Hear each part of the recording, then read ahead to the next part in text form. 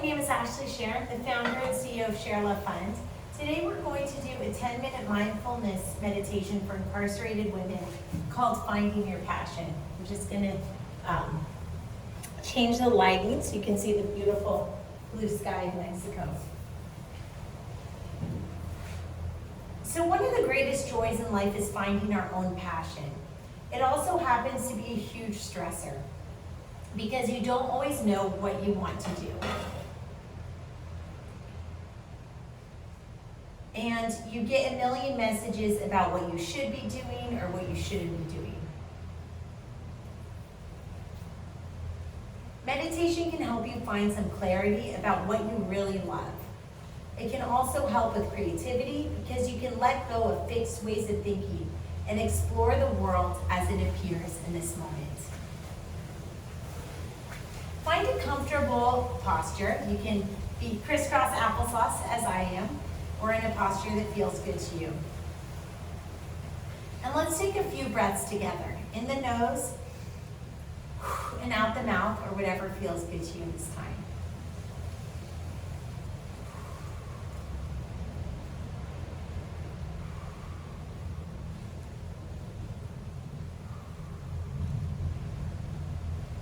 Notice how it feels to breathe and be in your body in this moment.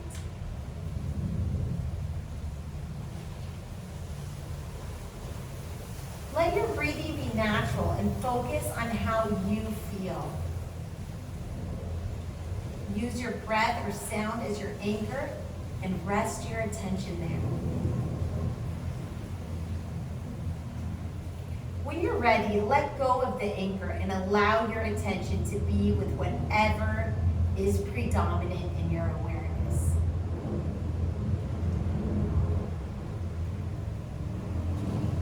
If whatever you're noticing lasts for only a moment or two, just notice it and then let it go. But if it sticks around, try to pay attention to it as you would your breath, sound, or body sensations. See if you can be interested and curious about this experience, just as it is.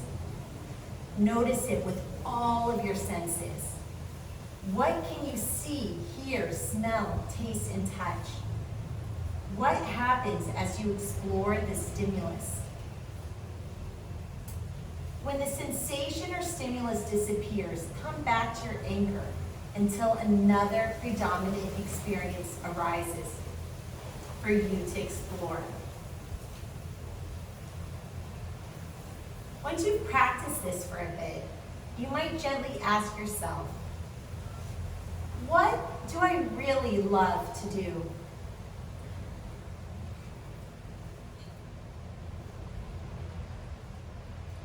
How does whatever it is that you've decided on, how does that make you feel?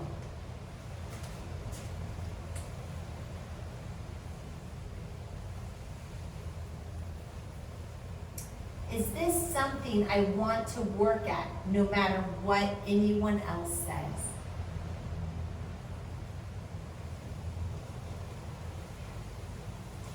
You don't have to try to answer these questions. Let them be there. And notice what happens as you bring them to mind.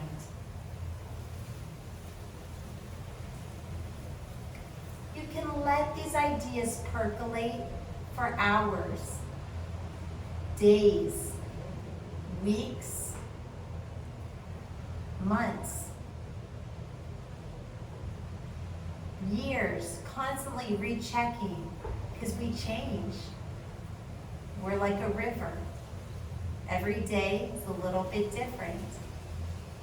Every day you can meditate and check in and ask these questions.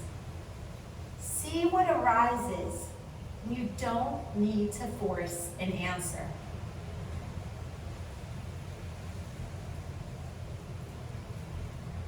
Both finding your passion as well as meditation require a degree of letting go and trusting yourself.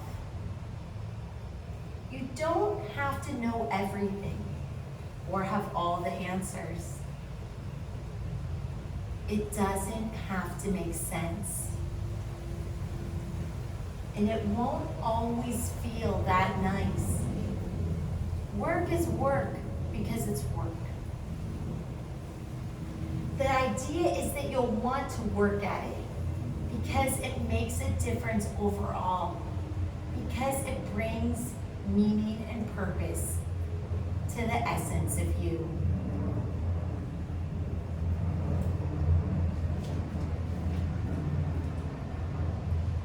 We are but what we repeatedly do. Excellence, then, is not an act, but a habit. This is a quote by Will Durant. I'll repeat it. We are what we repeatedly do. Excellence, then, is not an act, but a habit. So we get to choose how to define us by our actions. Now, one might say, okay, I've done this meditation and I found that my passion is opening up a corner store, but I'm incarcerated, so I can't do my passion. However, that's not necessarily true, because you can use this time where you're freed of the burden of cooking your meals and cleaning your house and driving to pick up the kids. You can use this time to improve your math skills, because as a merchant, you'll need to have good math skills, or to read books on the subject, or to earn a degree that can help you be more qualified to receive a loan to open your store, or to reach out to contacts to try to build alliances to support you in this. There's a lot of preparation, for example, that goes into starting a new business. And so wherever you are, whatever your goal is, it's not a waste to try to identify what your passion is in custody, because you can build steps to do that. And you know, some people in custody may never be released, but there are jobs that can be done while in custody.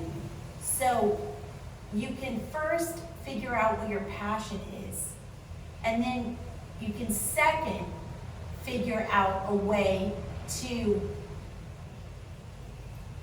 use those same skills that you're really passionate about using in a way that works for your current environment.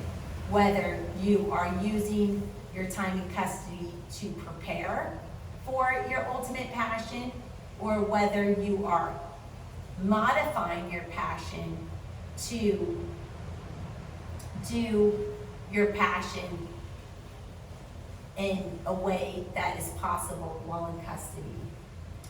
Your brain is always rehearsing something. The more you say, I hate this, or I'm dumb, or this isn't fair, the better your brain gets at believing it. The more you get angry and judge people, the stronger that neural pathway gets. Your mind is like a social media feed, or something that keeps repeating like a parrot. You get to decide what to block and what to follow. You get to decide what to focus on. That's why waking up each morning and saying, I'm grateful for 5 different things, or I'm thankful for 5 different things, that sets the tone for the rest of the day. Whatever you follow will affect you consciously or unconsciously.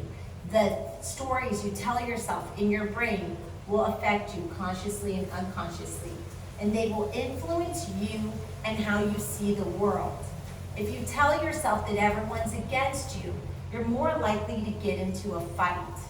If you tell yourself that everyone is trying to help you, then even when someone's mean to you, you think, wow, they're helping me remember that I should just ignore some things, and they're helping me get strong in controlling my emotions.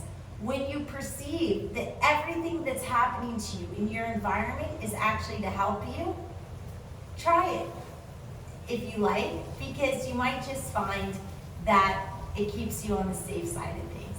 Have a blessed day. Namaste.